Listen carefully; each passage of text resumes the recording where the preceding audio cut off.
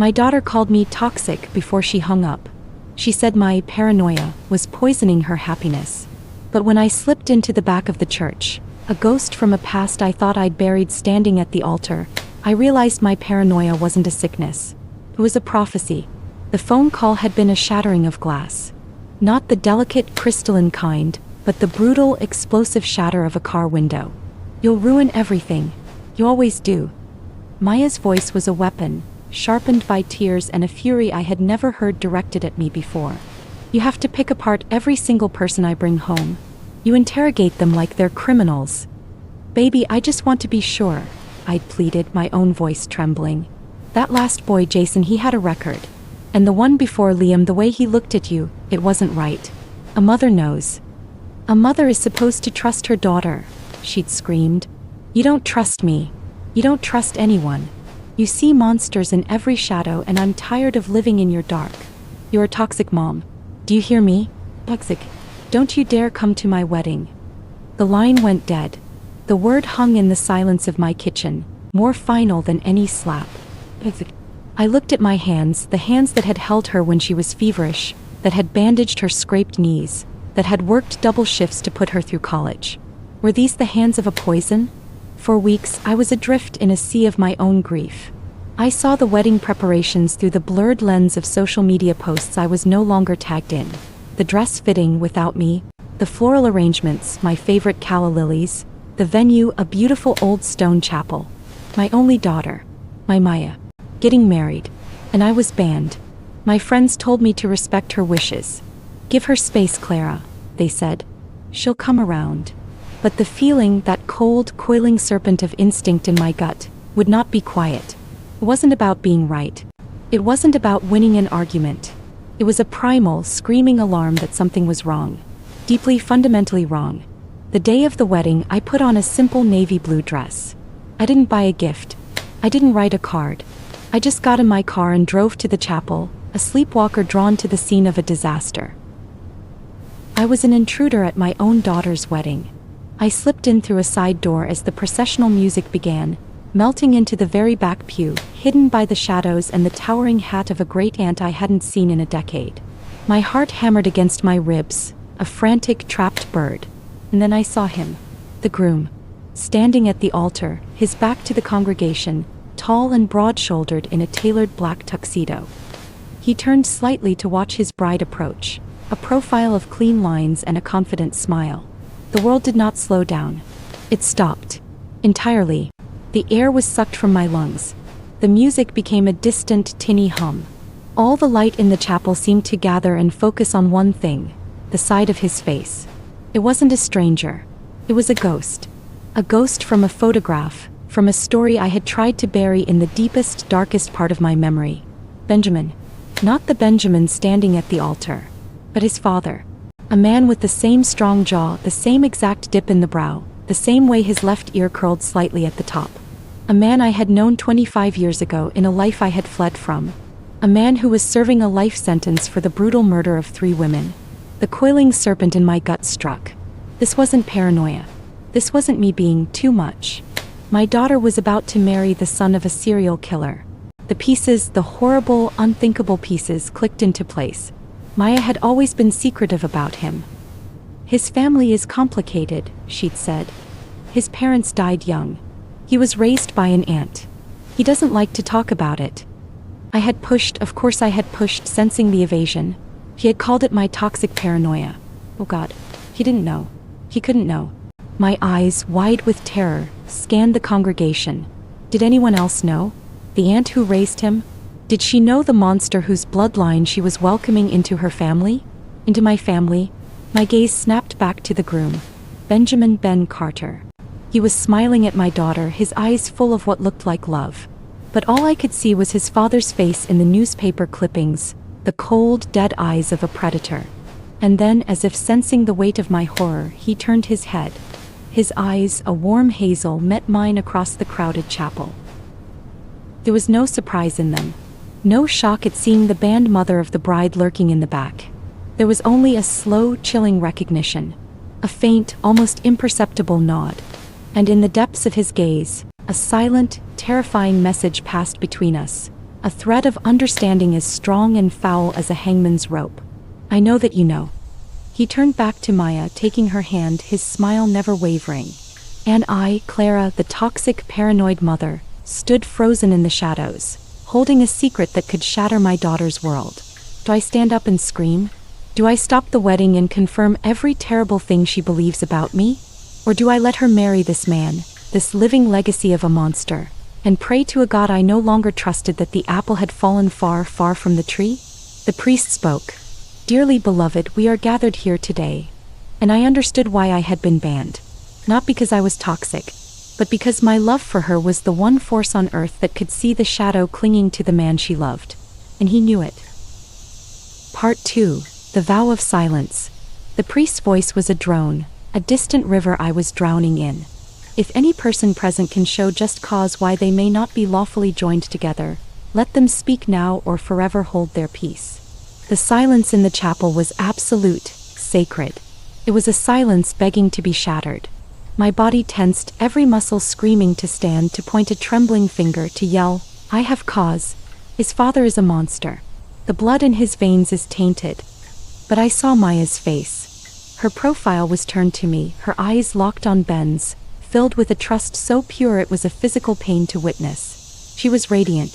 She was happy. In that moment she held the entire beautiful future she had dreamed of in her hands. If I spoke, I wouldn't be saving her. Not in her eyes.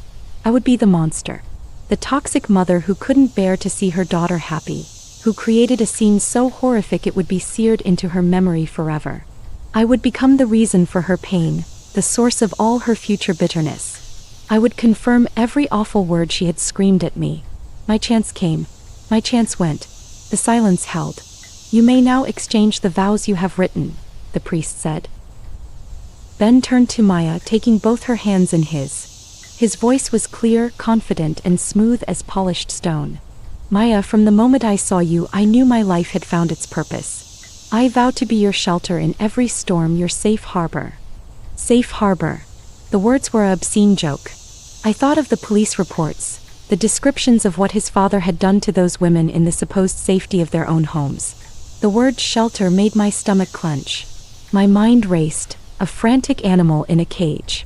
He knows I know. That look wasn't my imagination. So why wasn't he nervous? Why wasn't he sweating? He was standing there, pledging his life to her, with the absolute confidence of a man who had already won. Unless he was sure I wouldn't speak. The realization was like a splash of ice water. He had banished me without ever meeting me. He had turned my daughter against me, not because I was difficult, but because I was a threat. He had isolated her, and in doing so he had neutered me. He knew a mother's love would hesitate to cause her daughter such public, humiliating agony. He had calculated my silence into his plan. He was smarter than his father. More patient. More insidious. The ceremony concluded. I now pronounce you husband and wife. You may kiss the bride. He leaned in, and as his lips met Maya's, his eyes, over her shoulder, found mine again in the shadows. This time there was no nod.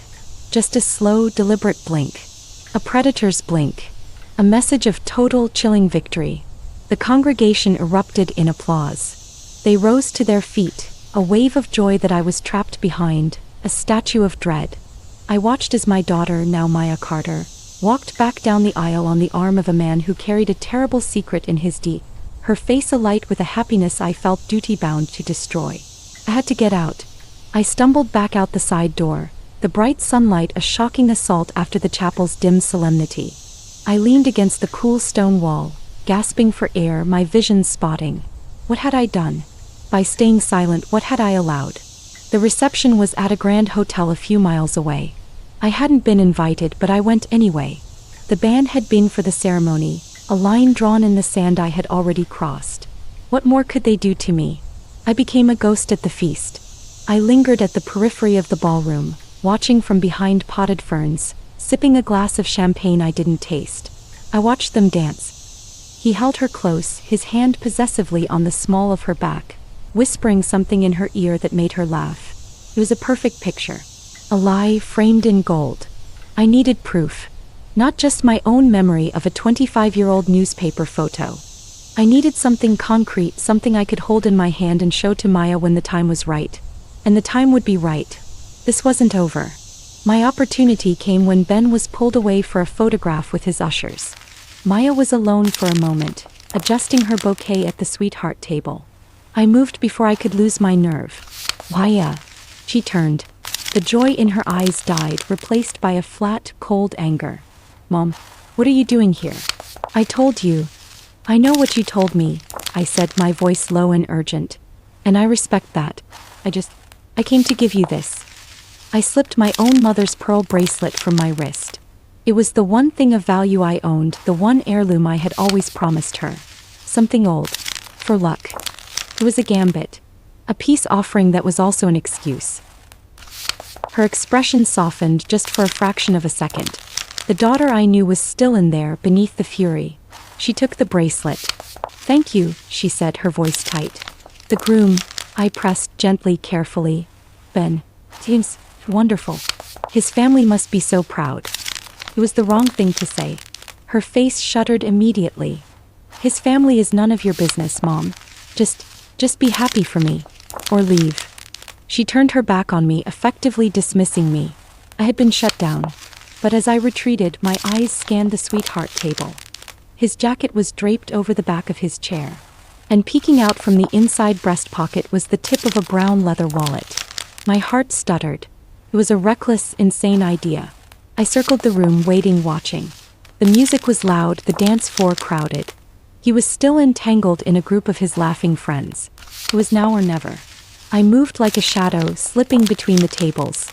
I reached his chair, my back to the crowd. With fingers that felt numb, I reached into the jacket pocket and slid the wallet out. I didn't run. I walked calmly, purposefully towards the ladies' lounge, the wallet burning a hole in my clutch purse. Locked in a marble-tiled stall, my hands shaking, I opened it. Credit cards. A driver's license. Benjamin Carter. The address was in the city.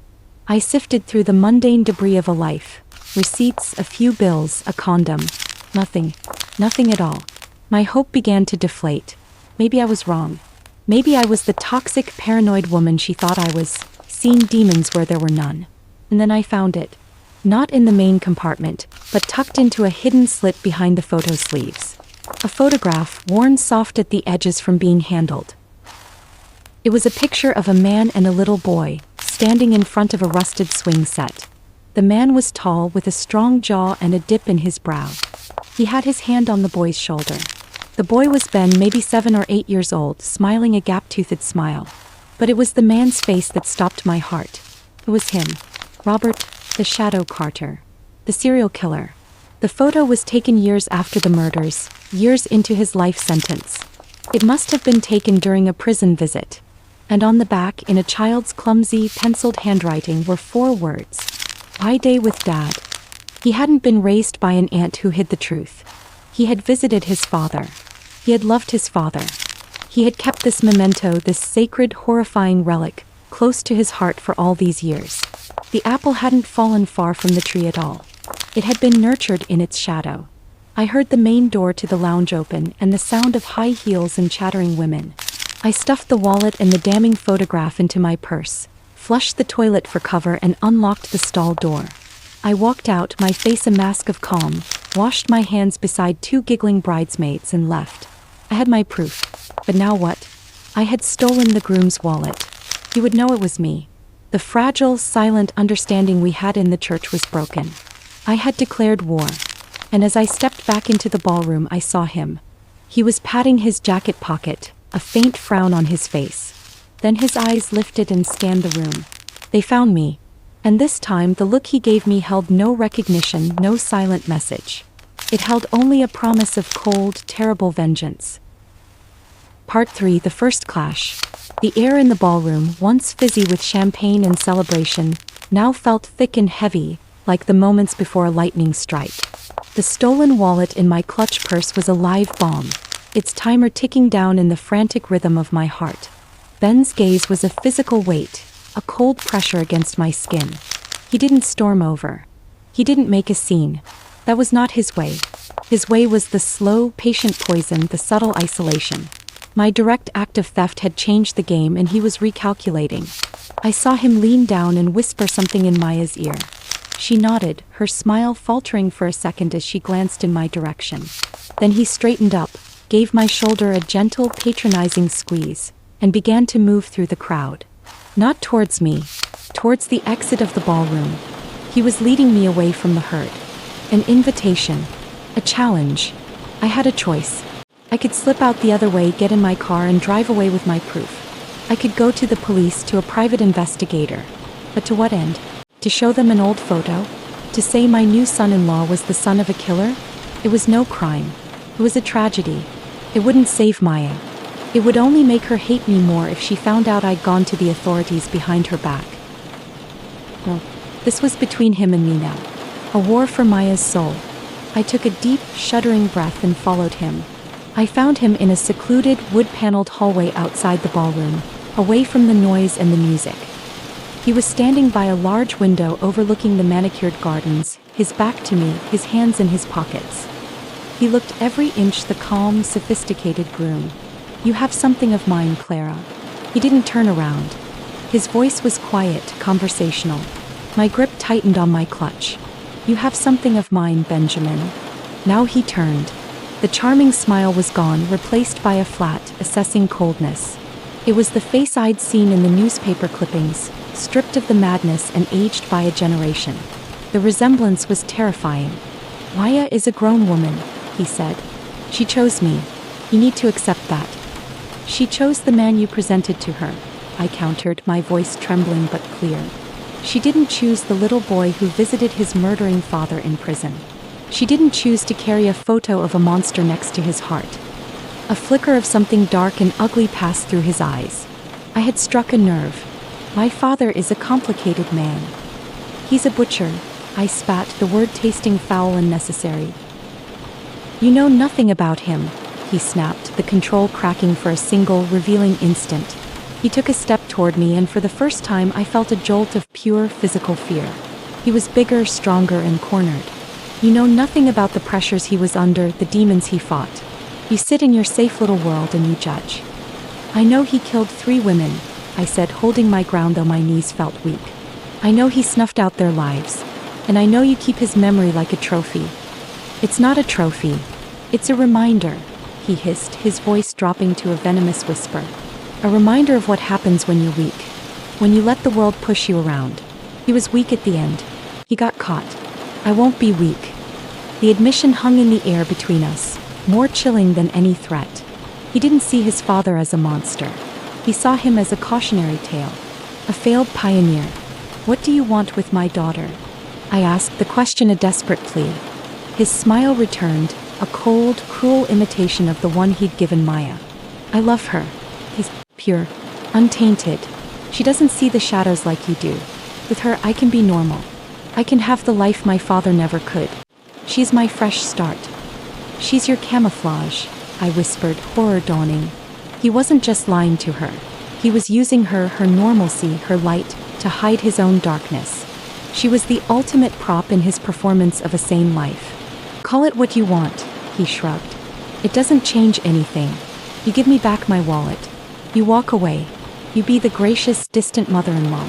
And Maya stays happy, blissfully unaware. It's the best outcome for everyone." "Or what?" I challenged, though my heart was hammering. He took the final step, closing the distance between us. He didn't touch me, but he loomed, his presence suffocating. "Or I tell her you stole from me, that you confronted me with some insane theory about my father. I'll show her how unstable you are. She'll believe me, Claire. You know she will. She'll get a restraining order. You will never see your daughter again. And I will make sure," he leaned in, his breath hot on my ear, "that the life she has with me is so perfect, so full of love, that she will thank God every day that she cut her toxic mother out of it." It was the perfect threat. I used my own love for Maya as the weapon. He was offering me a choice. Be complicit in the lie and have some shred of a relationship with my daughter, or fight him and lose her completely. He held out his hand. The wallet. No. My mind raced, searching for a way out, a third option. There was none. Not here. Not now. He had checkmated me. With a hand that felt like a stranger's, I opened my clutch and handed him the wallet. He took it, his eyes never leaving mine. He tucked it back into his jacket pocket, the gesture final and triumphant. "Wise choice," he said softly. "Now I think it's time for you to leave. Don't make a scene. For Maya's sake." He turned and walked back towards the ballroom, back to the music and the laughter, back to my daughter. I stood alone in the silent hallway, the ghost of his threat clinging to me like a shroud. I had lost the first battle. He had the wallet back. He had my silence, bought with the threat of eternal exile from my daughter's life. But as I walked back through the ballroom, a ghost leaving the feast, I saw the way he held Maya, his hand possessive on her waist. I saw the absolute trust in her eyes as she looked up at him. And I knew with a certainty that settled like a stone in my soul, that I had not lost the war. I had just found my true enemy. He wanted a fresh start. He wanted to bury his past. But I was a mother, and I would not let my daughter be the soil in which he planted his lies. I drove home in a trance, the image of that photograph burned onto the back of my eyelids. My day with Dad. He thought he had won by taking the photo back. But he was wrong. He had shown me his heart. And it was blacker than I had ever imagined. The war was not over. It had just begun. And I, the toxic, paranoid mother, was the only one on the battlefield who knew the truth. Part 4. The Patient Hunter. The silence in my house after the wedding was a living thing. It wasn't the peaceful quiet I was used to. It was a heavy, watchful silence, filled with the ghost of Maya's laughter and the echo of Ben's threat. "You will never see your daughter again." For a week I did nothing. I moved through my days like an automaton. I watered the plants. I ate toast. I stared at the walls. The impulse to act, to scream the truth from the rooftops, was a fire in my veins, but I doused it with cold, hard logic. Ben was smart. He was prepared for a frontal assault. He expected the hysterical phone call, the desperate email to Maya, the dramatic confrontation. He was braced for the toxic mother. To do any of that would be to walk directly into his trap and give him the excuse he needed to sever the final thread between me and my daughter. Well, I had to be smarter. I had to be more patient than the predator. I started where all modern investigations start, in the deep, cold water of the internet. I knew the broad strokes of Robert Carter's crimes. The 3 women, the methodical nature, the nickname The Shadow he'd earned for his ability to seem to be in 2 places at once. But I needed the fine-grained details. I needed to understand the monster to understand the sun. The newspaper archives were a digital graveyard of horror. I read every article, every op-ed. I learned that Robert Carter wasn't a brute. He was charming, intelligent, and held a steady job as a mid-level accountant. He was a family man, married with 1 young son, Benjamin. His neighbors described him as quiet and kept to himself. The perfect camouflage. The pattern was there in the cold, clinical language of the court reports. He didn't kill in a rage. He collected. Each woman fit a specific type. Brunette, in their late 20s, independent, with a certain gentle smile. He would study them, learn their routines, and then he would strike in their homes, a place they felt safest. He didn't just take their lives, he took their sense of security from the world. And then I found it. A small, almost forgotten detail in a psychological evaluation submitted during the sentencing phase. The psychiatrist noted that Robert Carter had an almost religious reverence for the concept of a fresh start, a clean slate, which stood in stark contrast to the permanence of his actions. A fresh start. The same words Ben had used about Maya. The apple hadn't fallen far from the tree. It had been planted in the same poisoned soil. My next target was Ben himself. Benjamin Carter was a common name, but I had his driver's license information from the fleeting look I'd gotten in his wallet. I cross-referenced it with property records, professional licenses, anything I could find. He was a freelance graphic designer. He had no criminal record, not even a parking ticket. On paper he was impeccably clean. Too clean. It was the digital equivalent of a perfectly tidy house with a body buried in the basement. I dug into his past. The aunt who raised him. Her name was Eleanor Vance. I found an obituary for her from 4 years ago. It was brief, mentioning she was survived by a beloved nephew, Benjamin. There was no mention of his parents.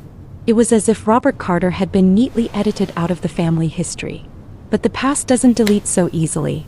I started looking for prison visitor logs.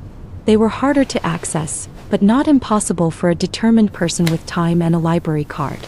It took days of dead ends and formal requests, but finally I found a record from the state penitentiary. For over a decade, from the time Ben was 8 until he was nearly 20, there were regular visits logged for Benjamin Carter to see Robert Carter. My day with Dad. He hadn't just visited once. He had visited for years. He had sat across from that monster, looked into those dead eyes and listened. What stories had his father told him? What justifications? What twisted lessons? Armed with this, I still had nothing I could take to Maya. It was all circumstantial, the paranoid ravings of a bitter mother. He visited his dad in jail. I could hear her saying, "He was a child, Mom. What was he supposed to do?" I needed something from the present. Something that proved the darkness wasn't just in his past, but in his present. I created a fake email address and a social media profile.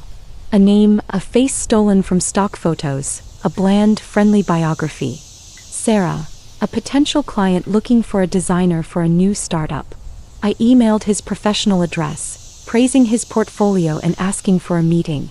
He replied quickly, professionally. We set up a video call. The day of the call, my hands were slick with sweat. I positioned my laptop so only my neutral professional facade was visible. He appeared on screen, handsome, smiling, the perfect image of the man my daughter married. We discussed fonts, color palettes, brand identity. He was sharp, creative, and personable. I understood completely why Maya had fallen for him. He was a masterpiece of deception. And then, towards the end of the call, I subtly shifted the conversation. It's so refreshing to work with someone so put together, I said, letting a faint, calculated vulnerability into my voice. My last designer was brilliant but so volatile. Had a real temper on him. Scary, you know? You never know what people are capable of. Ben's smile remained, but it tightened at the edges. People can certainly surprise you, he said, his tone carefully neutral. I read about this case recently. I pressed, watching his eyes on the screen. A local man. His father was some famous serial killer years ago. Can you imagine?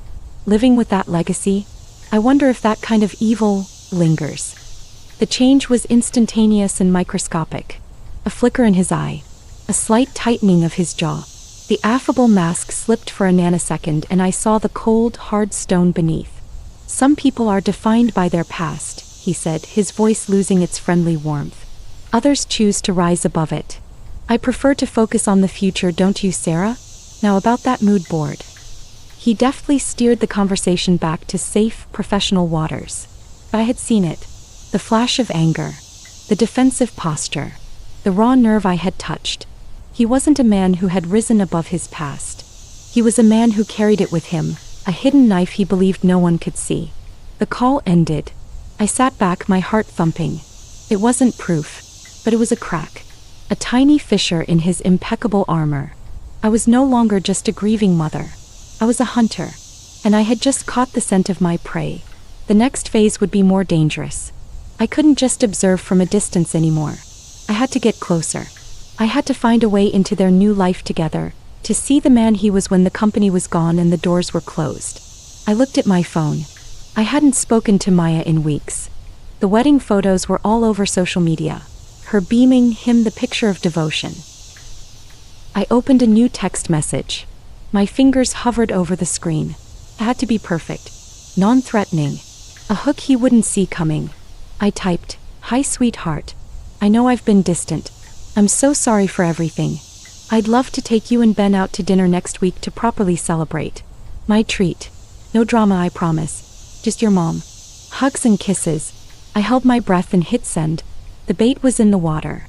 Now I had to see if the predator would let his prize swim so close to me. Part 5. The bait is taken. The 3 dots appeared. They pulsed on my screen for an agonizing minute. A visible sign of my daughter's hesitation, her internal debate. I could picture her chewing her lip, showing the phone to Ben. I could feel his suspicion, a cold wave emanating through the digital void. Then her reply came. "Hey, Thursday at 7? Giuseppe's?" Giuseppe's. It was a small, family-run Italian place she'd loved since she was a child. It was our place. She was offering me an olive branch, a return to familiar, safe ground. Or was it a test? Was she seeing if I would respect the boundaries of this shared history, or if I would make a scene as I always allegedly did? I typed back, my fingers steady now, my purpose clear. Perfect. I'll see you then. I love you. She didn't reply to the I love you. The wound was still too fresh. The next few days were an exercise in psychological preparation. I was an actress preparing for the role of a lifetime, the part of Clara, the chastened and reformed mother. I practiced calm smiles in the mirror. I rehearsed bland, approving phrases. The wedding was beautiful. You look so happy. The design business sounds fascinating, Ben. I had to be flawless. A single wrong look, a misplaced word of concern, and the carefully constructed truce would shatter. Thursday arrived. I dressed with deliberate simplicity. A soft cream-colored sweater, neat trousers. Nothing intimidating. Nothing that said, I'm watching you. I was aiming for harmless. Giuseppe's was warm and noisy, redolent with garlic and baking bread. A tiny, cruel part of me hoped they would be late, that I could have a moment to fortify myself. But they were already there, seated in a booth at the back. Maya saw me first. She offered a small, tentative smile. Ben stood up as I approached, the picture of old-world courtesy. The predator in gentleman's clothing. Clara, you look well, he said, leaning in to give me a brief, stiff hug. It was like embracing a marble statue. Thank you, Ben. Did you? Maya, honey. I turned to my daughter, my voice catching with an emotion that was not entirely feigned. She looked tired beneath her makeup. You look beautiful. Thanks, Mom, she said, allowing me to hug her. Her body was tense in my arms. We sat. The silence was immediate and awkward, a thick fog settling over the table. So, I said, picking up my menu with a forced brightness. Everything looks wonderful as always. What's good here, Ben? It was a stupid question, a peace offering of feigned ignorance. He gave a smooth, practiced laugh. I'm afraid I'm still learning the menu. Maya's the expert. He reached over and took her hand, lacing his fingers through hers. A display of unity. A warning to me. The conversation over dinner was a minefield navigated with the delicacy of a bomb disposal expert. We talked about the weather. We talked about the traffic. We talked about a new movie none of us had seen. It was agony. Every time Maya started to relax, to let a genuine laugh slip out, Ben's hand would tighten on hers just slightly, a subtle reminder, and she would pull back, her smile becoming careful again. I played my part. I nodded. I smiled. I asked Ben polite, superficial questions about his work. I praised Maya's choice of entree. I was the most boring, agreeable woman on the planet. And all the while I watched. I watched the way he controlled the flow of the conversation, steering it away from anything of substance. I watched the way his eyes flickered to her whenever she spoke, monitoring her, ensuring her narrative aligned with his. I watched for the crack. It came with the dessert menu. Maya, perhaps lulled by the wine and the semblance of normalcy, let her guard down. Oh, Mom, remember that time we came here after my junior prom? And I spilled chocolate gelato all over that awful pink dress? I laughed, a real, startled laugh. I'd forgotten the pink dress. You looked like a startled flamingo. She giggled, a sound I hadn't heard in months. It was hideous. And you tried to clean the stain with club soda and just made it worse. We were lost in the memory for a precious second, a tiny island of us against the world. It was perfect. It was real. And Ben couldn't stand it. His smile was frozen on his face. His knuckles were white where he gripped his water glass. He was an outsider in this shared history, and his jealousy was a palpable, cold radiation. Sounds messy, he said, his voice cutting through our laughter. The warmth was gone, replaced by a dismissive chill. I've never been one for looking back. The past is a distraction. Don't you think, Clara? His eyes locked with mine. The challenge was there. Stay in your lane. The message was received. The moment was broken. Maya's smile faded, and she looked down at her napkin, chastened. But in that moment, I had seen what I needed to see. His control wasn't just about managing a narrative for the outside world. It was absolute. He couldn't even tolerate a happy, silly memory that didn't include him. He needed to be the sole source of her light, the only architect of her joy.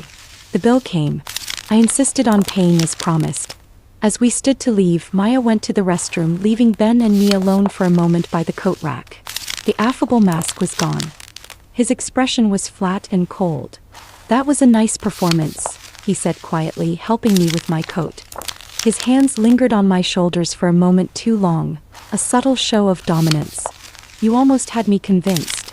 I turned to face him, meeting his gaze squarely. The reformed mother act could be set aside now. It wasn't a performance, Ben. It was a dinner. I just wanted to see my daughter. He leaned in close, his voice a venomous whisper. "You saw her. He's happy with me. He's safe with me. Remember our agreement. Be the distant, smiling grandmother when we have children. Stay in your little box. Because if you step out of it again," he paused, letting the threat hang in the garlic-scented air, "the consequences will be permanent." He pulled back and the charming smile was back just as Maya returned from the restroom. "Ready, my love?" he asked her, his voice warm and loving once more. She nodded, slipping her arm through his. "Thanks for dinner, Mom." "Anytime, sweetheart," I said, my own smile firmly in place. I watched them walk away, his arm a possessive band around her shoulders, steering her out into the night.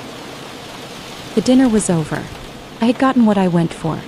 I had confirmed my worst fears not through a dramatic confession, but through the quiet, insidious poison of his control. He wasn't just a man with a bad father. He was a keeper of the flame, a man who saw the past as a distraction and other people's joy as a threat. And he had just threatened me with permanent consequences. As I drove home, the fear was there, a cold knot in my stomach. But it was now joined by a new, steely resolve. He had shown me his hand. He believed intimidation was his ultimate weapon. But he had forgotten one thing. A mother who knows her child is in danger has already stared into the abyss. There is no threat he can make that is worse than the future he has planned for her. The hunter was now the hunted. And I was just getting started. Part 6.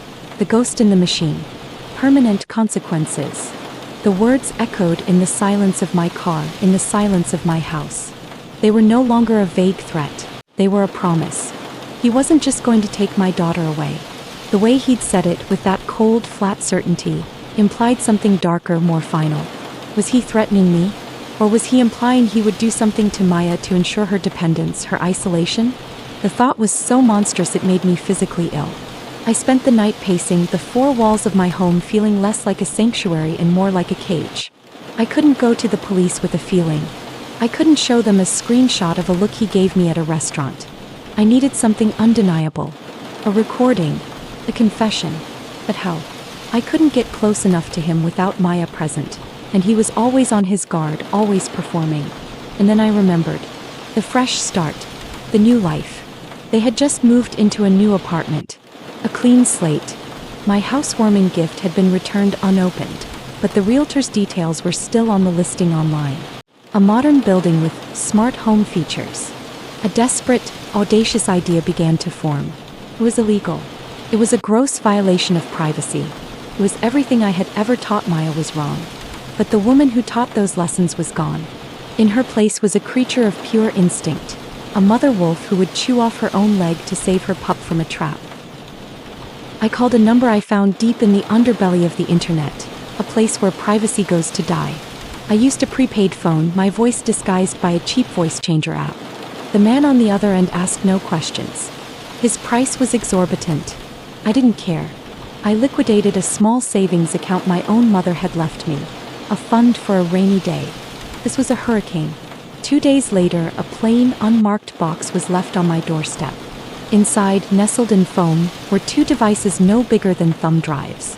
A wireless microphone and a pinhole camera. The instructions were simple. Connect them to the target's Wi-Fi network, and I could access the feed remotely from an encrypted app. Getting into their apartment was the impossible part. Ben would have changed the locks. There were likely security cameras in the hall. I was not a cat burglar, but I was a mother. And mothers have a way of getting spare keys. I knew Maya. Despite everything, she was sentimental and hopelessly disorganized. I called the building's concierge, putting on my best flustered mother voice. "Hello, this is Maya Carter's mother. You know, in 4B? I'm so embarrassed. She left a bag of her childhood things at my house and she's been asking for it. I was supposed to drop it off, but I've come down with this terrible flu and I don't want to get them sick right after the honeymoon. I have a delivery driver here. Is there any way at all you could just let him pop it inside her door?" I'd be eternally grateful. I held my breath. It was a gamble. But the persona of a helpful, sick grandmother was a powerful tool. The concierge hesitated, but after I promised the driver would be in and out in 30 seconds and mentioned a fictitious family recipe book inside the bag that Maya desperately needed, he relented. An hour later, a man in a generic delivery uniform, paid for in cash from the same shadowy fund, was buzzed into the building. His real delivery was the bag of old baby clothes and books I'd packed. His secret mission was to plant my eyes and ears. He texted me a single word. Done. My hands were shaking so badly I could barely open the encrypted app on my tablet. For a moment there was nothing. Then a live feed flickered to life. I was inside my daughter's home. The view was from a bookshelf in the living room, looking out over a stylish, minimalist space. It was so normal. There were framed wedding photos on the wall. A cozy-looking throw blanket on the sofa. It was the home of a happy young couple. The dissonance between the image and the reality was dizzying. The audio was crystal clear. I could hear the hum of the refrigerator. I felt a wave of nauseating guilt. This was a violation of a magnitude I could never come back from. I was the monster he accused me of being. I was toxic. I was paranoid. But then I remembered his eyes at the restaurant. The possessive grip on my daughter's hand. The threat of permanent consequences. I settled in. I became a ghost in their machine. The first few days were mundane. I watched Maya unpack boxes. I watched Ben work on his laptop. I heard snippets of conversation about grocery lists, about a movie they wanted to see. It was all so painfully ordinary that I began to doubt my own sanity. Had I constructed this entire nightmare? Was I the villain after all? And then on the fourth night it happened. Maya was looking at the wedding photos on the wall. I still can't believe my mom didn't get to be in any of these, she said, her voice soft with a sadness that cracked my heart. Ben was at his desk, not looking up from his screen. She made her choice, Maya. I know, but it just feels like a hole. A piece is missing. He finally turned, his expression one of gentle condescension. The hole was her baby. Her negativity. Her constant fear. You don't miss the hole, you're just used to its shape. I've filled that space now. I've given you a complete picture. A perfect one. He said it with such utter conviction. He wasn't just dismissing me, he was erasing me. Rewriting her history. Maya was silent for a long moment. I suppose you're right. I am right, he said, his tone leaving no room for argument. He got up and walked over to her, putting his hands on her shoulders. I will always be what's right for you. I will protect you from everything. Even from the memory of her if I have to. It was not a loving reassurance. It was a vow of erasure. I felt a chill that had nothing to do with the temperature in my own living room. Days turned into a week. I was living a double life, a spectral presence in my daughter's home. I watched and I waited. The domestic scenes continued, but the cracks began to show. A cup thrown in the sink when a client was difficult. A sharp, critical comment about the way Maya folded the laundry. Small, controlled explosions of temper that were always followed by a cool, calculated apology. I'm just so stressed, my love. You know I didn't mean it. He was grooming her. Sanding down her edges, training her to anticipate his moods, to avoid his triggers. And then I got it. He was on a video call with a client, his back to the camera. Maya was quietly reading on the sofa. His client was being difficult, questioning his designs. I watched Ben's shoulders tense. His voice remained smooth and professional, but his hand, hidden below the desk, was clenched into a white-knuckled fist. The call ended. He sat in silence for a full minute, his back to Maya. The air in the room, even through a screen, felt charged and dangerous. Then he stood up. He turned around. His face was a placid mask, but his eyes were the cold, dead eyes from the prison photograph. The eyes of his father. He walked over to the bookshelf. My bookshelf. He reached out and, with a sudden violent sweep of his arm, sent a row of books and a small potted plant crashing to the floor. Maya jumped, a small cry escaping her lips. Ben stood over the wreckage, his chest heaving. Then he slowly turned to her, the mask of calm back in place. I'm so sorry, darling, he said, his voice a soft, hypnotic croon. That was unprofessional of me. It's just the pressure. To provide for you. To give you the perfect life. Sometimes it's overwhelming. He knelt and began carefully picking up the books, his movements precise, controlled. You understand, don't you? I just want everything to be perfect for us. Maya, pale and shaken, nodded slowly. Of course, Ben. I understand. She moved to help him, her fear already being reshaped into pity, into support for her stressed husband. I sat in the dark, my hand clamped over my mouth to stop myself from screaming. I had it. I had the crack. The moment the mask slipped, the flash of the monster beneath. It was on video. The sudden, shocking violence, followed by the manipulative, gaslighting apology. It wasn't a confession to murder, but it was a confession to his true nature. It was the proof that the apple had not only fallen close to the tree, it was rotting from the same core.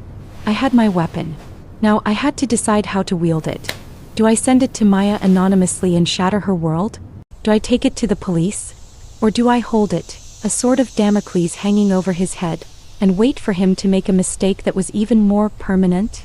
The ghost in the machine had seen the truth. Now the mother had to become the executioner. Part 7. The Reckoning. The video played on a loop in my mind. The crash of the books. Maya's flinch. Ben's chillingly calm apology. I had watched it 100 times, each viewing carving the horror deeper into my soul. This wasn't just a bad temper. It was a performance. A cycle of violence and manipulation designed to keep her off balance, to make his control feel like protection. I had the weapon. But a weapon is useless if it destroys the person you're trying to save in the blast. Sending the video to Maya anonymously was a coward's way out. It would terrify her, yes. It might even make her leave. But it would also leave her utterly alone, grappling with the horrifying truth that the man she loved was a stranger, and that her own mother had been spying on her. The betrayal would be twofold. She would have no safe harbor. Going to the police was pointless. What was the crime? Throwing books? Having a bad attitude? They would dismiss me as the meddling mother-in-law, and it would give Ben the perfect excuse to cut me off forever, painting me as dangerously unstable. Though there was only one path, the most dangerous one of all. I had to confront him, not as a hysterical mother but as a power. I had to show him I held the evidence, and I had to dictate the terms of his surrender. I was going to blackmail a predator. I waited for a day when I knew Maya would be out. A text to her old, still active phone number, "Thinking of you, hope you're having a good day," had been met with a simple, "Thanks." At a yoga class with Sarah until 7. Perfect. At 6:30 p.m. I stood outside their apartment door. I didn't ring the bell. I called his cell phone from the anonymous number. He answered on the second ring, his voice smooth. "Hello. It's Clara. I'm outside your door. Let me in. We need to talk. Alone." There was a long silence. I could picture his face, the calculations flying behind his eyes. Maya isn't here. I know. Another pause. Then the click of the lock. I pushed the door open. He was standing in the middle of the living room, exactly where he'd thrown the books. They were neatly back on the shelf, the broken pot replaced. The scene of the crime sanitized. "What do you want, Clara?" he asked, his voice low and dangerous. The charming veneer was gone. This was the real Ben, the one from the video. I didn't sit. I stood my ground, pulling out my phone. "I want you to listen." I played the audio from the video. The crash. Maya's gasp. His manipulative, soothing words. "I'm so sorry, darling. You understand, don't you? I just want everything to be perfect for us." His face went pale, then flushed with a sudden, terrifying rage. He took a step toward me. You bugged my home?" "I protected my daughter," I said, my voice eerily calm, though my heart was trying to beat its way out of my chest. "And I have more. I have records of your prison visits. I have the psychological profile of your father.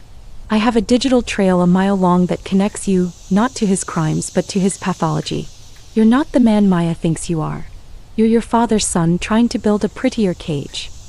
He stared at me, his breath coming in short, sharp gusts. The control was shattering. I could see the raw, unfiltered hatred in his eyes. "Give me the phone." "No. I will destroy you," he snarled, taking another step. "And I will destroy you right back." I shot back, holding up the phone. "This video is set to send to Maya, her friends, your clients, and 3 major news outlets the moment my heartbeat stops. There's an app for that. You lay a hand on me and your perfect life evaporates in an instant." He stopped, frozen. I had thought of everything. I had to. What do you want? He repeated, the words gritted out between his teeth. I want you to let her go. He actually laughed, a harsh, ugly sound. And how do you propose I do that? He loves me. She loves the man you pretend to be. And you're going to show her the man you are. You're going to tell her it's over. You're going to be cold. You're going to be cruel.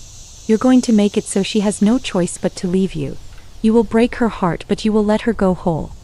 The sheer audacity of the demand hung in the air. I was asking him to orchestrate his own downfall, to become the villain in a story he had written himself as the hero. And if I refuse, he whispered, then I send this to her right now, I said, my thumb hovering over the screen. And I add a little note. I tell her how you threatened me with permanent consequences.